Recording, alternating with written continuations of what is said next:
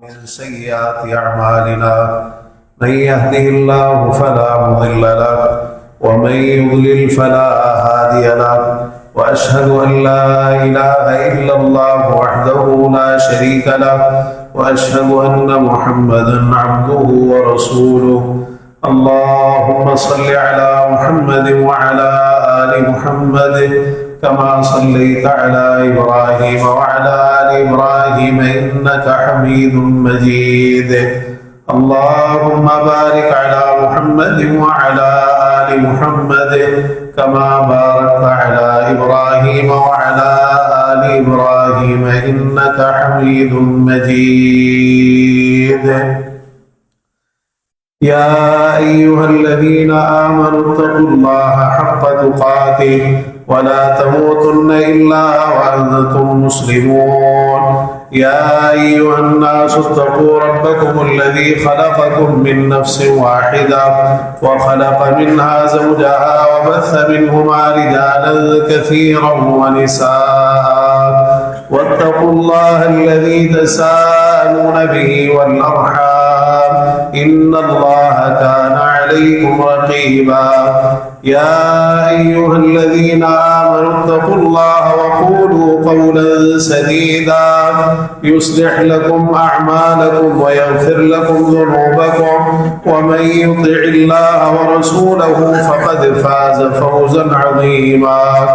أما بعد فإن أصدق الحديث كتاب الله وأحسن الهدي هدي محمد صلى الله تعالى عليه وآله وسلم وشر الأمور محدثاتها وكل محدثة بدعة وكل بدعة ضلالة وكل ضلالة في النار. ألا لا إيمان لمن لا أمانة له ولا دين لمن لا عهد له. سبحانك لا علم لنا إلا ما علمتنا إنك أنت العليم الحكيم. رب اشرح لي صدري ويسر لي أمري واحلل عقدة من لساني يفقهوا قولي. رب زدني علما. أعوذ بالله السميع العليم من الشيطان الرجيم من همزه ونفخه ونفثه. إن الذين اتقوا إذا مسهم طائف من الشيطان تذكروا فإذا هم مبصرون.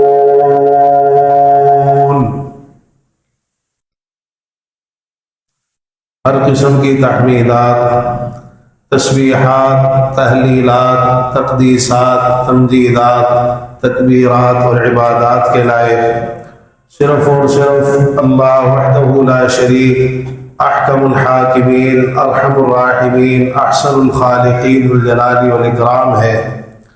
وہی ہم سب کا خالق، مالک، رازق، حاجت روا، مشکل کشا، داتا، گنج بخش، دستگیر، غوث اعظم، غریب نواز، لجپال، بگڑیاں بنانے والا، اولاد دینے والا، نفع و نقصان کا اختیار رکھنے والا اور زمین و آسمان کا یہ سارا نظام اکیلے ہی چلانے والا ہے.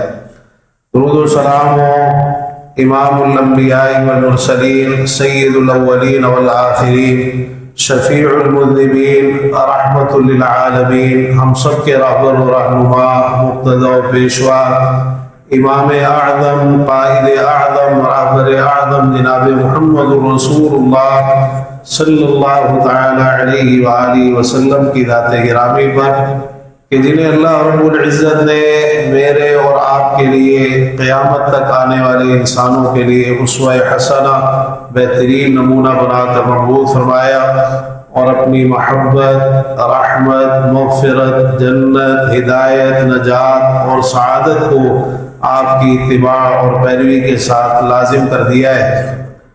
عزیز بھائیوں، بزرگوں، نوجوان ساتھیوں، قابل احترام دینی ماں اور بہنوں، اللہ تعالیٰ نے شیطان کو ہمارا دشمن مقرر کیا ہے اور یہ بھی ایک بہت بڑی آزمائش اور امتحان ہے.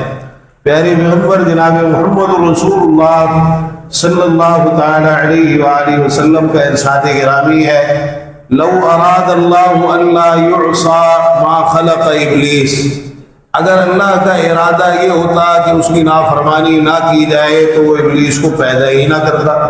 اللہ تعالیٰ ہر چیز پر قادر، لیکن اللہ تعالیٰ نے ابلیس کو، شیطان کو ایک بہت بڑا امتحان کا ذریعہ بنایا ہے میرے اور آپ کے لیے، اور ہمیں اس سے خبردار بھی کیا ہے، ڈرایا بھی ہے، اس کی دشمنی سے بھی آگاہ کیا ہے، اور جو اس کے حملے ہیں اور جن جن طریقوں سے یہ انسان پر وار کرتا ہے وہ بھی بتائے ہیں، بچنے کے طریقے بھی بیان فرمائے، اور یہ بھی بتا دیا کہ انسان اگر یہ کہے کہ بھئی میں اپنے پیسے کے زور پر ابلیس سے بچ جاؤں، سوال ہی پیدا نہیں ہوتا۔ پیسے والوں کو تو وہ نقد لیتا ہے، ہاتھوں ہاتھ کیش، سب سے زیادہ پیسوں والے الا ماشاء اللہ، الا من رحم اللہ والقلیل کالمعدوم، تھوڑے نہ ہونے کے برابر ہے، اس کے پیچھے لگتے ہیں۔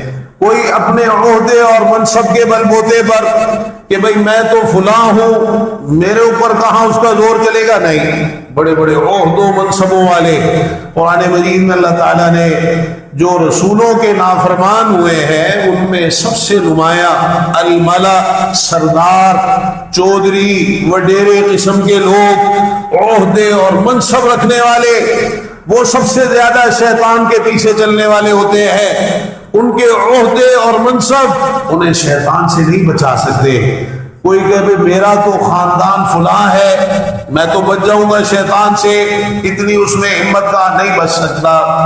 عزیز بھائیو، شیطان سے بچنے کا واحد رستہ وہی ہے جو اللہ اور اس کے رسول صلی اللہ علیہ وسلم نے ہمیں بتایا ہے۔ اگر آپ اس رستے پہ چلیں گے تو بچ جائیں گے، اور بچنا آسان ہے، مشکل نہیں ہے، لیکن کوئی اپنے آپ کو بچانے والا تو ہو۔ اور پھر اللہ تعالیٰ نے ہمیں یہ بھی تعلیم دی ہے کہ دیکھو، شیطان سے جو تمہیں پناہ ملے گی نا، حفاظت ملے گی، وہ صرف اللہ تعالیٰ کی پناہ ہے، اللہ تعالیٰ کی حفاظت ہے۔ اسی لیے کتنے ہی مقامات ہیں جہاں ہمیں استعاذے کا حکم دیا گیا، شیطان سے اللہ کی پناہ طلب کرنے کا حکم دیا گیا۔ قرآن مجید کی تلاوت کا آغاز کرو تو پہلے اعوذ باللہ من الشیطان الرجیم پڑھ لو، اور اسی طرح دیگر مواقع پر بھی غصہ آ گیا، دو آدمی آپس میں ایک دوسرے کو برا بھلا کہہ رہے تھے، ایک کو ان میں سے بڑا غصہ آیا اور اس کی چہرہ سرخ ہو گیا، رگیں اس کی پھول گئیں۔ فرمایا پیارے پیغمبر جناب محمد رسول اللہ صلی اللہ تعالی علیہ وآلہ وسلم نے کہ اگر میں انی لأعلم کلمۃ لو قالها لذهب عنه ما يجد، مجھے ایک ایسے کلمے کا پتہ ہے، ایک ایسے جملے کا کہ اگر یہ پڑھ لے تو یہ ساری کیفیت اس کی ختم ہو جائے گی۔ یہ جو کیفیت اس وقت بن گئی نا اس کی، کہ چہرہ بڑا سرخ ہو گیا، رگیں اس کی پھول گئی، غصہ اس کو آ گیا، تو یہ شیطان کی طرف سے ہوتا ہے۔ فرمایا اگر یہ اعوذ باللہ من الشیطان الرجیم پڑھ لے تو اس کی برکت سے یہ سب چیز اس کی ختم ہو جائے گی۔ تو عزیز بھائیوں، یہ ہے بچنے کا واحد رستہ۔ اللہ تعالیٰ نے یہ جو آزمائش اور امتحان ہمارے لیے بنایا ہے شیطان کو، اس کی ایک صورت یہ بھی ہے، رسول اللہ صلی اللہ علیہ وسلم نے فرمایا ما منکم من احد الا وقد وکل به قرینہ من الملائکۃ وقرینہ من الجن، تم میں سے ہر ایک کے ساتھ اس کے دو ساتھی مقرر کر دیے گئے ہیں، ایک ساتھی فرشتوں میں سے ہے اور ایک ساتھی جنات میں سے ہے۔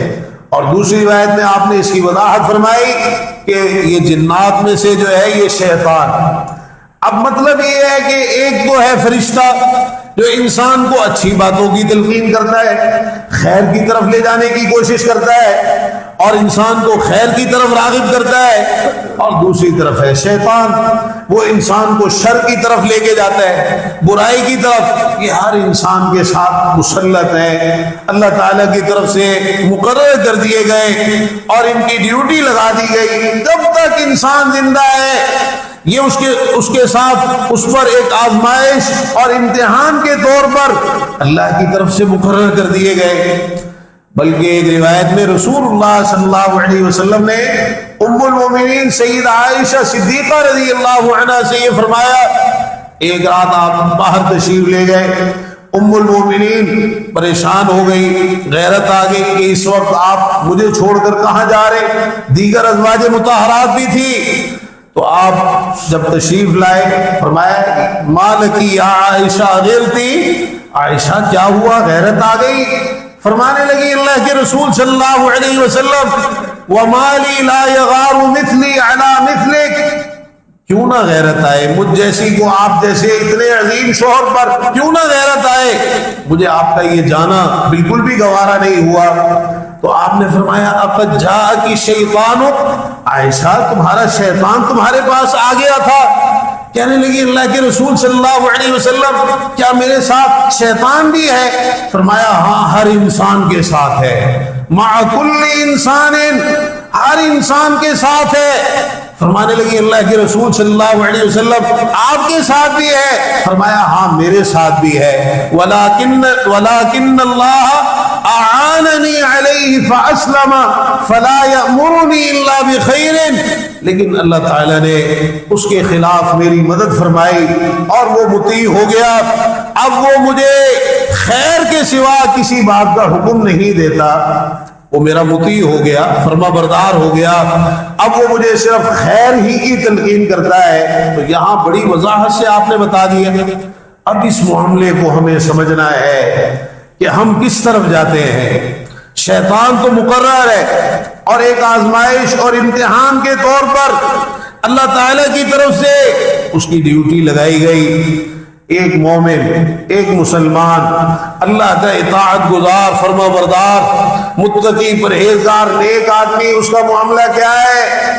اپنے اس شیطان کے ساتھ رسول اللہ صلی اللہ علیہ وسلم نے فرمایا ان المؤمن لیمضی شیاطینہ کما یمضی احدکم بعیرہ فی السفر، ایک مومن اپنے شیاطین کو اس طرح تھکا دیتا ہے جس طرح تم میں سے کوئی سفر میں اپنے اونٹ کو تھکا دیتا ہے۔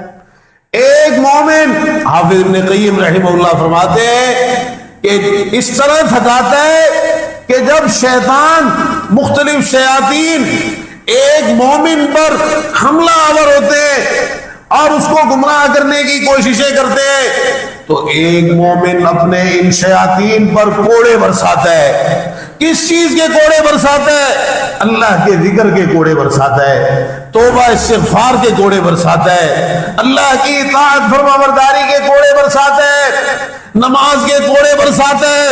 تو شیطان کو بڑی تکلیف ہوتی شیطان، اللہ کا ذکر تو اس کو گوارا ہی نہیں، نماز اس سے تو یہ روکتا ہے انسان کو، بڑی تکلیف ہوتی ہے شیطان۔ رسول اللہ صلی اللہ علیہ وسلم نے فرمایا اذا قرأ ابن آدم السجدة فسجد اعتزل الشیطان یبکی یقول یا ویلی امر ابن آدم بالسجدة فسجد فله الجنہ وامرت بالسجود فابیت فلی النار۔ جب انسان قرآن کی تلاوت کرتا ہے نا، سجدے والی آیت کے پاس سے اس کا گزر ہوتا ہے اور پھر یہ سجدہ کرتا ہے، شیطان الگ تھلگ ہو کے رونا شروع کر دیتا ہے، کہتا ہے ہائے میری بربادی، مجھے سجدے کا حکم ملا، میں نے سجدہ نہیں کیا، انکار کر دیا، میرے لیے جہنم ہے، اسے سجدے کا حکم ملا، اس نے سجدہ کیا، اس کے لیے جنت ہے۔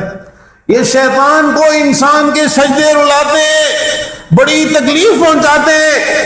آپ ذرا اندازہ لگائیے، ہم یہ باتیں نہیں سوچتے اور نہ ہماری سب توجہ جاتی ہے، حالانکہ یہی اصل تربیت ہے، یہ دینی تربیت ہے، ایمانی تربیت ہے، یہ وہ چیزیں ہیں جن سے انسان کا تزکیہ ہوتا ہے کہ اگر انسان یہ سوچ کر نماز کے لیے کھڑا ہو جائے، اللہ کے حضور سجدہ ریز ہو جائے کہ میں نے اپنے شیطان کو رلانا ہے اور میں نے اسے تکلیف پہنچانی ہے اور میں نے اسے کمزور کرنا ہے۔ جی ہاں عزیز بھائیو، عبداللہ بن مسعود رضی اللہ عنہ سے ایک قول منقول ہے معجم طبرانی کبیر میں، فرماتے ہیں کہ شیطان، مومن کے شیطان کی کافر کے شیطان سے ملاقات ہوئی، دونوں کا آمنا سامنا ہوا، تو جو مومن کا شیطان تھا وہ بڑا نحیف، لاغر، کمزور، دبلا پتلا، پراگندہ ہاتھ اور انتہائی شکست خوردہ، اور جو کافر کا شیطان تھا وہ بڑا ہٹا کٹا، بڑا تگڑا۔ اب یہ جو کافر کا شیطان تھا اس نے مومن کے شیطان سے یہ کہا کہ بھئی تجھے کیا ہو گیا، تو اتنا کمزور کیسے، تو اتنا لاغر اور اتنا دبلا پتلا کیسے، یہ کیا حال ہو گیا تیرا؟ تو مومن کا جو شیطان تھا اس نے کہا کہ بھئی یہ مجھے کسی چیز میں اپنے ساتھ شریک ہی نہیں ہونے دیتا، یہ جو کام کرتا ہے اس میں اللہ کا نام لیتا ہے، کھانا کھاتا ہے بسم اللہ پڑھتا ہے، اور کچھ پیتا ہے تو بسم اللہ پڑھتا ہے، اور گھر سے باہر نکلتا ہے اللہ کا نام لے کے نکلتا ہے، گھر میں داخل ہوتا ہے اللہ کا نام لے کے داخل ہوتا ہے، بیت الخلاء میں داخل ہوتا ہے دعا پڑھ کے اللہ کا ذکر کر کے داخل ہوتا ہے، ہر وقت اللہ کا ذکر ہی کرتا رہتا ہے، مجھے تو اس سے کچھ ملتا ہی نہیں، اس نے تو مجھے تھکا مارا ہے اور میں تو اس کے ساتھ بڑا پریشان ہوں اور بڑا تنگ ہوں۔ وہ کافر کا جو شیطان ہے وہ کہتا ہے بھئی میں تو ہر چیز میں اس کے ساتھ شریک ہوتا ہوں، کھانے میں بھی شریک، پینے میں بھی شریک۔ جی ہاں، یہ مختلف احادیث میں پیارے پیغمبر جناب محمد رسول اللہ صلی اللہ علیہ وسلم نے بیان فرمایا ہے، انسان کھانا کھاتا ہے بسم اللہ نہیں پڑھتا، شیطان کھانے کے اندر اس کے ساتھ شریک ہو جاتا ہے، گھر میں داخل ہوتا ہے اللہ کا ذکر نہیں کرتا، بسم اللہ پڑھ کے داخل نہیں ہوتا، سلام نہیں کرتا، گھر والوں کو اللہ کے ذکر کی کوئی بھی صورت ہو سکتی ہے تو اللہ کا ذکر نہیں کرتا، شیطان خود بھی اور اپنے لشکر کو، اپنے ساتھیوں کو بھی کہتا ہے آؤ ادرکتم المبیت، تمہیں ٹھکانہ مل گیا، پورا لشکر لے کے اس کے گھر میں داخل ہو جاتا ہے۔ لیکن اگر اللہ کا ذکر کر لے اور کھانا کھاتے وقت بسم اللہ پڑھ لے، شیطان اپنے ساتھیوں سے کہتا ہے بھائی نہیں، جہاں تمہارے لیے کوئی جگہ نہیں ہے، لا مبیت لکم ولا عشاء، نہ تمہیں یہاں ٹھکانہ ملے گا نہ تمہیں یہاں سے کھانا ملے گا۔ یہ معاملہ ہوتا ہے ایک مومن کا اور ایک فاسق اور فاجر کا اپنے شیطان کے ساتھ۔ مومن تو اپنے شیطان کو خوب ذلیل کرتا ہے، شیطان حملے کرتا ہے نا۔ اب دیکھیں مختلف چیزیں ہیں، رسول اللہ صلی اللہ علیہ وسلم نے، ہم مثال کے طور پر ذکر کرتے ہیں، سجدہ سہو کا ذکر فرمایا، تو شیطان انسان کو نماز کے اندر بلانے کی کوششیں کرتا ہے نا، لیکن سجدہ سہو کرے کیا، فرمایا پریشان ہونے کی ضرورت نہیں ہے، تم 2 سجدے آخر میں کر لینا، ترغیما للشیطان، یہ شیطان کے لیے ذلت اور رسوائی کا باعث بنے گی۔ تو شیطان کہتا ہے کہ میں نے اس کو نماز میں اتنا بلانے کی کوشش کی اور اس نے آخر میں یہ بھی بلا دیا کہ بھئی رکعتیں کتنی پڑی، تو اب 2 سجدے کر کے یہ شیطان کو ذلیل و رسوا کر دیتا ہے، شیطان ناکام۔ تو ایک مومن ہر حال میں اپنے شیطان پر غلبہ پاتا ہے اور اس کو رسوا کرتا ہے، اس کو اپنے اوپر مسلط نہیں ہونے دیتا، اس کو اپنے اوپر حاوی نہیں ہونے دیتا، چوکنا رہتا ہے، بیدار رہتا ہے۔ اللہ تعالیٰ نے یہی فرمایا کہ جو متقی لوگ ہیں، جب شیطان کی طرف سے کوئی ان پر حملہ ہوتا ہے، کوئی وسوسوں کے معاملے میں بھی بڑے چوکنے رہتے ہیں کہ شیطان وسوسے ڈالتا ہے، خیالات پیدا کرتا ہے، برے خیالات، ان کے ذریعے انسان کو گمراہ کرنے کی کوششیں کرتا ہے، وسوسوں کے ذریعے انسان کو خوفزدہ کرتا ہے یا گناہوں کو مزین بنا کے پیش کرتا ہے۔ مومن ہوشیار رہتا ہے اور چوکنا رہتا ہے، فرمایا فوراً سوجھ بوجھ والے ہو جاتے ہیں، اللہ کو یاد کرتے ہیں، اللہ کا ذکر کرتے ہیں، چوکنے ہو جاتے ہیں۔ جو متقی لوگ ہیں، جو پرہیزگار لوگ، غفلت میں نہیں رہتے کہ اگر شیطان نے کسی وقت حملہ کیا ہے یا ان کو ورگلانے کی کوشش کی ہے تو غفلت میں رہ کر اپنے آپ کو شیطان کے حوالے کر دے، نہیں۔ ایک مومن تو بڑا محتاط رہتا ہے۔ تو بس عزیز بھائیوں، اسی طرح ہمیں محتاط رہنے کی ضرورت۔ رسول اللہ صلی اللہ علیہ وسلم نے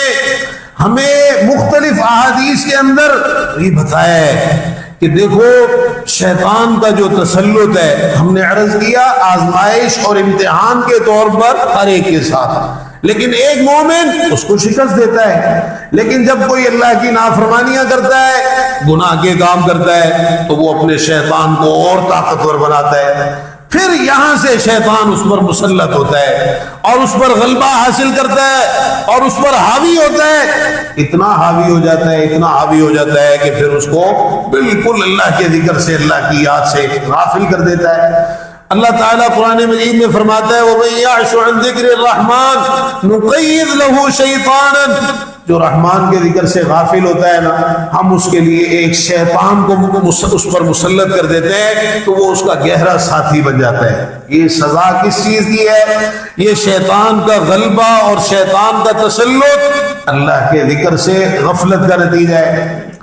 انسان اپنے گھر سے باہر نکلتا ہے، رسول اللہ صلی اللہ علیہ وسلم نے فرمایا ما من خارج یخرج الا وببابہ رایتان، جو بھی گھر سے نکلنے والا گھر سے باہر نکلتا ہے تو اس کے دروازے پر دو جھنڈے ہوتے ہیں، رایۃ بید ملک و رایۃ بید شیطان، ایک جھنڈا تو فرشتے کے ہاتھ میں ہوتا ہے، ایک جھنڈا شیطان کے ہاتھ میں ہوتا ہے۔ فرمایا کہ اگر ایسے کام کے لیے نکلا ہے جو اللہ کو راضی کر دینے والا ہے، اتبعہ الملک برایتہ فلم یزل تحت رایت الملک حتی یرجع، فرشتہ اپنا جھنڈا لے کر اس کے پیچھے پیچھے چل پڑتا ہے، اب یہ فرشتے کے جھنڈے کے نیچے رہتا ہے واپس گھر آنے تک۔ اب فرشتے کا ساتھ، فرشتہ اس کے ساتھ ساتھ، فرشتہ اس کی حفاظت کرتا ہے اللہ کی طرف سے۔ کیوں؟ یہ اپنے گھر سے نکلا ہے اللہ کو راضی کر دینے والے کام کو کرنے کے لیے، کوئی گناہ کرنے نہیں نکلا، کوئی نافرمانی کرنے نہیں نکلا۔ اور اگر گناہ کرنے کے لیے نکلے، نافرمانی کرنے کے لیے نکلے تو پھر فرمایا اتبعہ الشیطان برایتہ فلم یزل تحت رایت الشیطان حتی یرجع الی بیتہ، شیطان اپنا جھنڈا لے کر اس کے پیچھے پیچھے چل پڑتا ہے، واپس آنے تک یہ شیطان کے جھنڈے کے نیچے رہتا ہے۔ کیوں؟ اب یہ شیطان اس پر حاوی ہو گیا، شیطان اس پر غالب آ گیا، شیطان کا تسلط ہو گیا۔ کیوں ہو گیا؟ اللہ کی نافرمانی کے لیے نکلا ہے، اللہ کی نافرمانی کے لیے نکلا ہے تو یہ گناہ ڈھیر کر دیتے ہیں انسان کو شیطان کے آگے۔ اللہ کی نافرمانی ہے انسان کو بالکل شیطان کے آگے بزدل بنا دیتی ہے۔ جب تک ان گناہوں سے اپنے آپ کو انسان آزاد نہیں کرے گا کبھی بھی شیطان کا مقابلہ نہیں کر سکتا، کبھی بھی شیطان پر حاوی نہیں ہو سکتا۔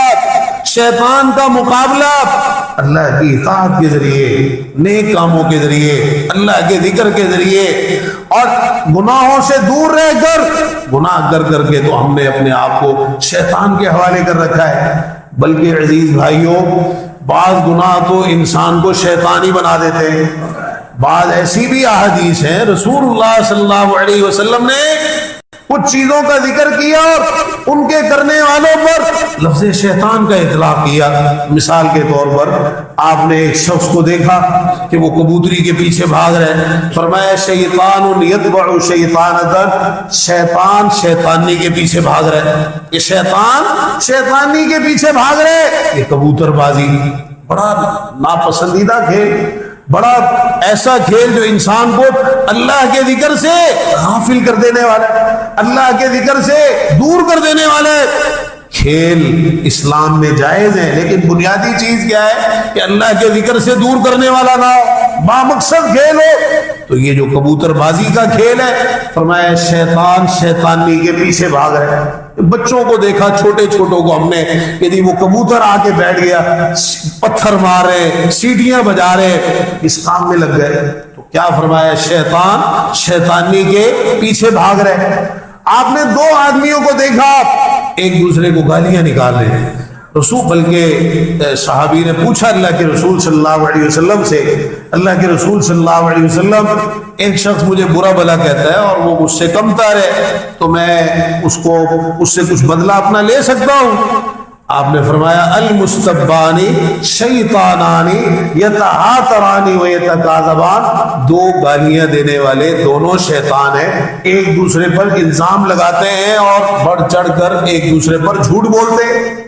یعنی اگر آپس میں گالم گلوچ ہوگی تو اس کا نتیجہ کیا ہوگا؟ شیطان کو موقع ملے گا، تو پھر خود انسان اتنا آگے بڑھ جاتا ہے کہ وہ خود شیطان بن جاتا ہے۔ فرمایا یہ دونوں شیطان ہیں، ایک دوسرے کو ایک دوسرے پر الزام لگاتے ہیں اور ایک دوسرے پر جھوٹ بولتے ہیں. دو گالیاں دینے والے جو آپس میں گالم گلوچ کرے. عورتوں کے بارے میں فرمایا ان المرأة تقبل فی صورت شیطان وتدبر فی صورت شیطان. عورت ہے تو عورت ہے لیکن شیطان کی صورت میں آتی ہے, شیطان کی صورت میں جاتی ہے. اب جو عورتیں بے پردہ گھروں سے نکلتی ہیں وہ ذرا غور کر لیں اپنے آپ پر, وہ شیطان بن کے باہر نکل رہی ہے. بظاہر تو انسان ہے, اپنے آپ کو بڑا سمجھے بھائی بڑا بن سور کے نکلی ہے, شیطان بن کے باہر نکلی ہے, بے پردہ گھر سے باہر نکلی ہے. یہ شیطان ہے, شیطان کی صورت میں آ رہی ہے, شیطان کی صورت میں جا رہی ہے. ایک عورت کا معاملہ تو ویسے ہی اتنا حساس ہے. المرأة عورت فإذا خرجت استشرفها الشیطان. عورت تو چھپائے جانے کی چیز ہے, باہر نکلتی ہے شیطان اس کو دوسروں کی نظروں میں بڑا مزین بنا کے پیش کرتے ہیں, پرلے درجے کی بدصورت, پھر اپنی بیوی بھی اچھی نہیں لگتی.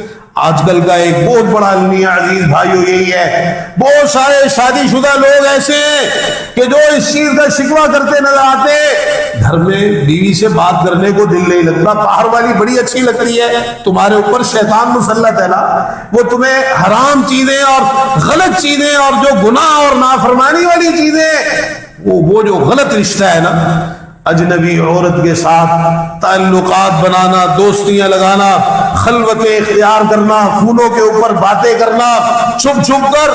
اسی لیے شادی شدہ اگر بدکاری کرے نا تو شریعت نے اس کو زندہ رہنے کا حق ہی نہیں دیا. رسول اللہ صلی اللہ علیہ وسلم نے واضح طور پر ارشاد فرمایا,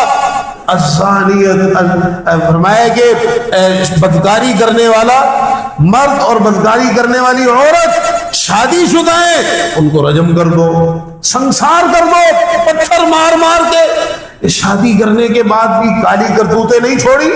یہ جو حلال رستہ تھا اس کو چھوڑ کر حرام اور ناجائز رستے کی طرف چل پڑا. اجنبی عورت کے ساتھ خلوت تیسرا شیطان ہوتا ہے. رسول اللہ صلی اللہ علیہ وسلم نے فرمایا لا یخلون رجل بامرأة الا کان ثالثہما الشیطان. کوئی مرد کسی عورت کے ساتھ, اجنبی عورت کے ساتھ تنہائی اختیار نہیں کرتا مگر ان کا تیسرا شیطان ہوتا ہے. پکی بات, بھلے وہ اپنے آپ کو کہے کہ بھئی میں تو بڑا نیک ہوں, میں تو بڑا متقی ہوں, میں تو قرآن پڑھانے کے لیے آیا ہوں, میں تو اس کو اچھی باتیں بتا رہا ہوں, میں تو اس کو دین سکھا رہا ہوں. یہ دین سکھانے کا طریقہ نہیں ہے, نہ قرآن پڑھانے کا طریقہ ہے کہ اجنبی عورتوں کے ساتھ خلوتیں اختیار کیے جائیں. یہ تنہائی جہاں ہوگی تیسرا وہاں شیطان ہوگا.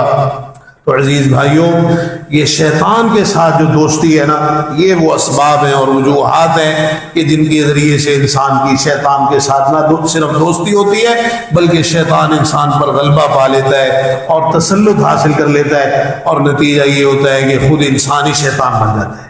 اللہ تعالیٰ ہمیں شیطان کے شر سے بچا لے. وآخر دعوانا الحمدللہ رب العالمین.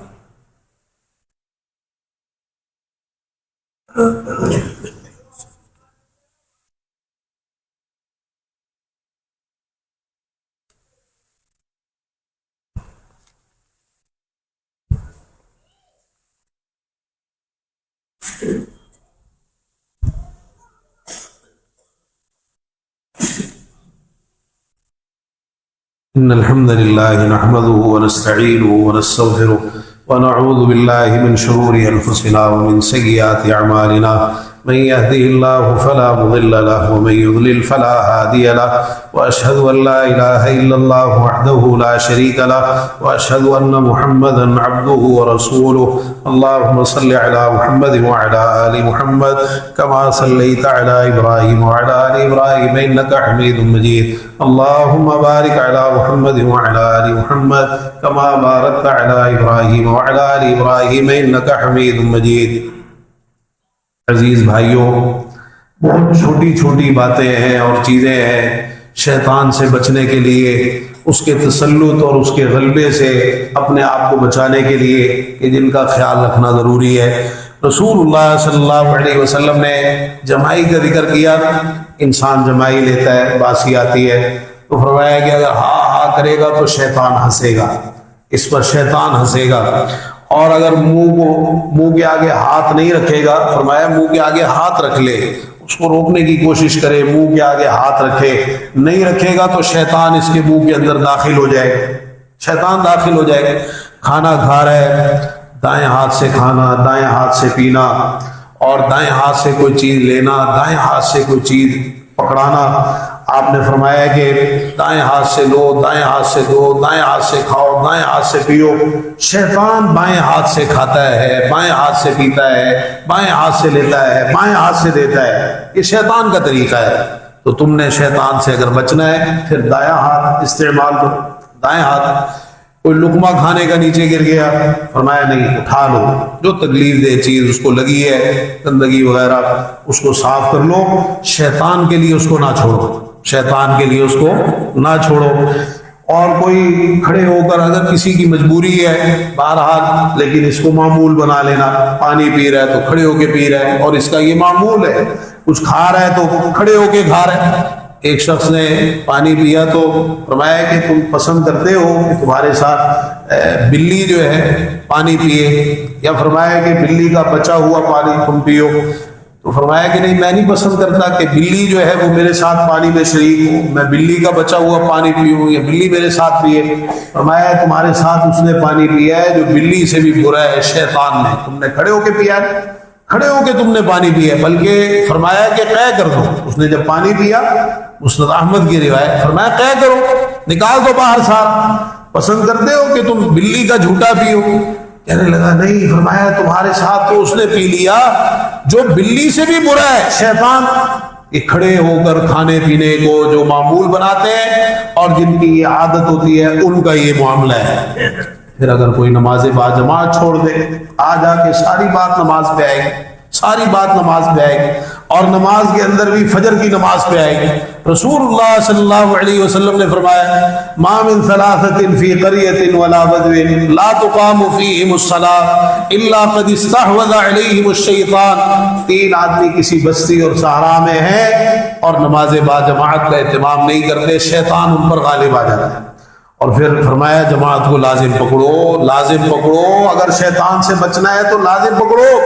اور پھر مثال دے کر سمجھایا فَإِنَّمَا يَأْكُلُ الذِّئْبُ الْقَاسِيَةَ، بھیڑیا اس بکری کو کھاتا ہے جو ریوڑ سے نکل گیا، جو یہ ریوڑ ہے۔ نماز باجماعت، مسجد سے جڑ جانا، اللہ کے گھر سے جڑ جانا، نمازوں کی پابندی کرنا، عورتیں ہیں تو گھروں کے اندر اس کا اہتمام کریں، بچوں کو اس پر تربیت دیں، مرد ہیں تو باجماعت مسجد کے اندر آ کے نماز پڑھیں، خاص طور پر فجر کی نماز جماعت کے ساتھ، باقی نمازیں بھی اور بالخصوص فجر کی نماز بھی، تو پھر تو شیطان سے بچ جائے گا، ورنہ یہ شیطان کا شکار ہے۔ یہ بھیڑیا یہ بکری سے، یہ ریوڑ سے نکلی ہوئی بکری ہے، بھیڑیا شیطان ہے، کسی وقت بھی اس پر حملہ کر لے گا۔ بکری کا گوشت تو بڑا لذیذ ہوتا ہے، بھیڑیا بکری کو ریوڑ سے الگ دیکھ لے، چھوڑ دے گا، حملہ کرے گا، تو شیطان بھی لگا ہوا ہے ہمارے پیچھے۔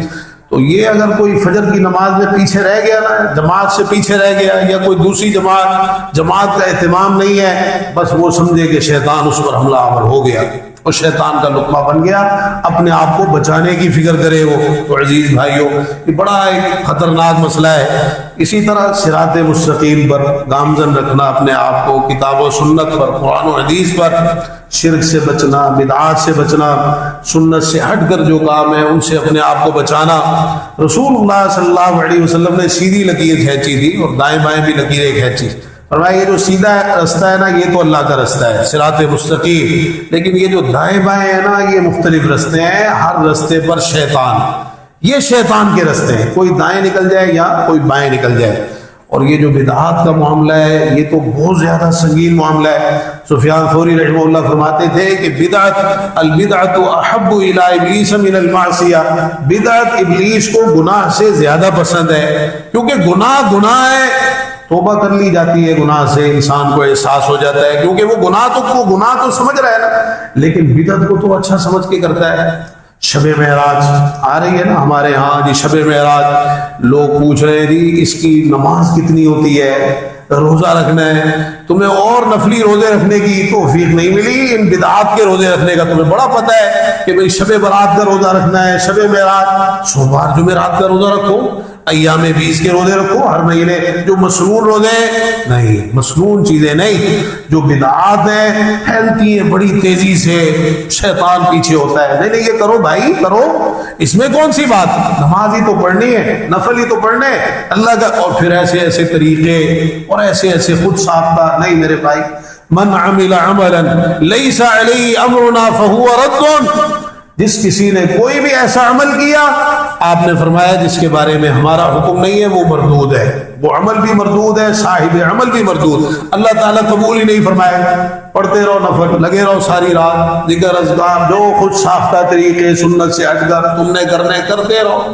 چاہے شب معراج منا لو، چاہے شب برات منا لو، کوئی جشن میلاد منا لے، یا اور اس طرح کی جو بدعات، کوئی قرآن خوانی کر رہا ہے، کوئی فاتحہ خوانی کر رہا ہے، کوئی تیجا، کوئی 10واں، کوئی 40واں، یہ ساری جو بدعات معاشرے کے اندر پھیلی ہوئی ہیں، تو جب اللہ تعالیٰ نے قبول ہی نہیں کرنی تو پھر فائدہ کیا ہوا، پھر تو بیکار ہے نا، ساری محنت ضائع جا رہی۔ ہاں اگر آپ کا عمل سنت کے مطابق ہے، اگر یہ ثابت ہوتی چیز شب معراج کی کوئی عبادت ہوتی تو میں بھی آپ سے بیان کرتا کہ بھئی فلاں صحیح حدیث میں آیا ہے آج کی رات بڑی فضیلت والی ہے، اول تو ثابت ہی نہیں کہ یہ شب معراج، اس میں بڑا اختلاف، اور اس اختلاف کو بیان نہیں کیا جاتا، مشہور چیزیں لے کر، مشہور ہو گیا کہ 27 رجب، لیکن مشہور چیزیں لے کر لوگوں کو ان کاموں پہ لگا رکھا ہے، کھانے پینے کے مختلف سلسلے جو جاری و ساری ہے، بڑا ایک یہ بھی کڑا ایک امتحان ہوتا ہے،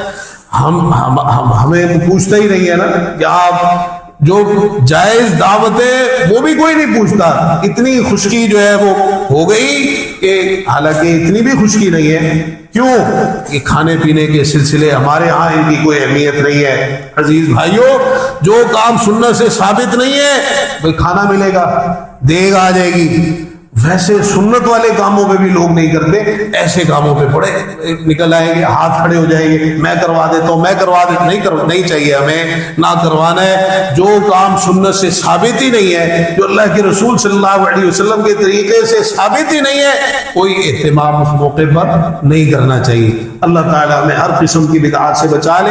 تو اگر آپ بدعات سے بچیں گے تو شیطان سے بچیں گے، شرک سے بچیں، بے حیائی کے کاموں سے، فحاشی سے، اور دیگر جتنے گناہ ہے، حرام کام ہے، ان سے اپنے آپ کو بچا لیں، شیطان سے بچ جائیں گے آپ۔ اور اگر ان گناہوں کی طرف جائیں گے تو پھر وہ دوسری جو نتیجہ ہے وہ آپ کے سامنے ہے۔ اللہ تعالی ہمیں سمجھنے کی توفیق نصیب فرما دے، اللہ تعالی ہمیں خیر کے کام، نیکی کے کام کرنے کی توفیق عطا فرمائے، تاکہ ہم شیطان کے شر سے بچ جائیں۔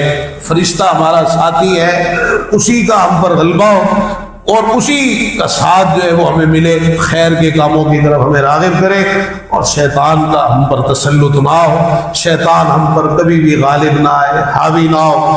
اگر کہیں کو غفلت ہو بھی جائے فوراً اللہ کی حضور توبہ کرے، استغفار کرے، شیطان کے شر سے اللہ کی پناہ مانگے۔ اللہ تعالیٰ توفیق عطا فرمائے کہ ہمارے عقیدے، عبادات، معاملات، شکل و صورت، لباس، کاروبار، تجارت، چلنا پھرنا، اٹھنا بیٹھنا، سونا جاگنا، اخلاق، گفتار، کردار، خوشی اور غمی کے تمام امور، سب کچھ پیارے پیغمبر جناب محمد رسول اللہ صلی اللہ تعالی علیہ وآلہ وسلم کے طریقے کے مطابق ہونا چاہیے۔ ربنا آتنا فی الدنیا حسنہ وفی الآخرۃ حسنۃ وقنا عذاب النار۔ ربنا ظلمنا انفسنا وإن لم تغفر لنا وترحمنا لنكونن من الخاسرین۔ رب اغفر وارحم وانت خیر الراحمین۔ اللهم اشفنا واشف مرضانا ومرضى المسلمین، یا شافی الامراض اشف مرضانا ومرضى المسلمین۔ اللهم رب الناس اذهب البأس واشف انت الشافی، لا شفاء الا شفاؤک شفاء لا یغادر سقما۔ ربنا اغفر لنا ولإخواننا الذين سبقونا بالإيمان ولا تجعل في قلوبنا غلا للذين آمنوا ربنا إنك رؤوف رحيم۔ رب ارحمهما كما ربياني صغيرا۔ ربنا هب لنا من أزواجنا وذرياتنا قرة أعين واجعلنا للمتقين إماما۔